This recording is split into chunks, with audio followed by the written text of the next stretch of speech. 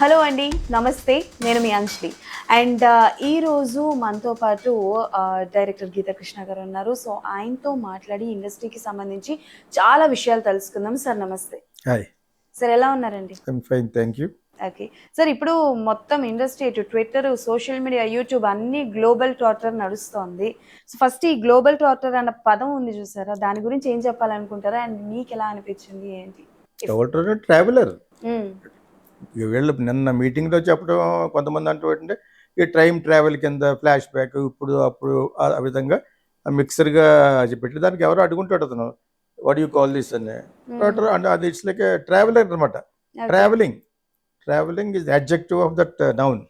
చెప్పి global trotter అన్నారు కదా, దాని గురించి ఎక్కువ మాట్లాడలేదు అనుకోండి. కానీ బట్ వాళ్ళు ఏదో గ్లిమ్సెస్ కింద కట్ చేసి వారణాసి ఎందుకు పెట్టాము అనేది దాని గురించి ఎక్కువ మాట్లాడారు. నేను అక్కడక్కడ కొంచెం కొంచెం చూశాను.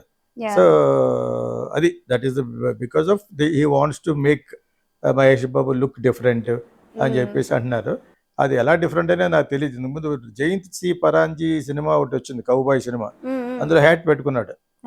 అలా నేను అన్నానేనో మొత్తానికి వాట్ ఎవర్ ఇట్ ఈస్ అతను జుట్టు అత్తల్లా చేసి మిరాయ్ అనే ఒక చెత్త సినిమా వచ్చింది, ఆ గెటప్ పేరులో పెట్టారు అప్పుడు ఆ అబ్బాయి లాగా చింపిరి జుట్టు కింద పెట్టి ఒక బుల్ మీద వస్తుంది. అది కూడా కొత్త ఏం కాదు కదా, బుల్ అనేది రూపం మారింది.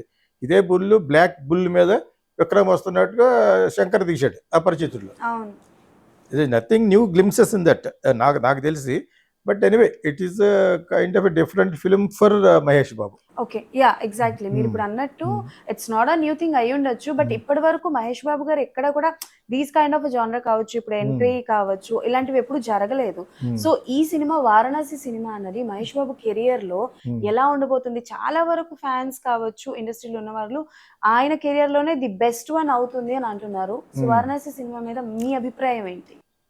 ఇప్పుడు బెస్ట్ అనే దానికి కొలమానం పక్కన పెడితే రాజమౌళి పెద్ద సినిమాలు తీస్తున్నాడు అనేది ఎస్టాబ్లిష్ అయింది. తర్వాత ఒక సై అనే సినిమా కొంచెం యావరేజ్ ఆడింది, కానీ మిగతా అన్ని సినిమాలు 98% సక్సెస్ లో ఉన్న డైరెక్టర్. అతను పక్క కమర్షియల్ డైరెక్టర్.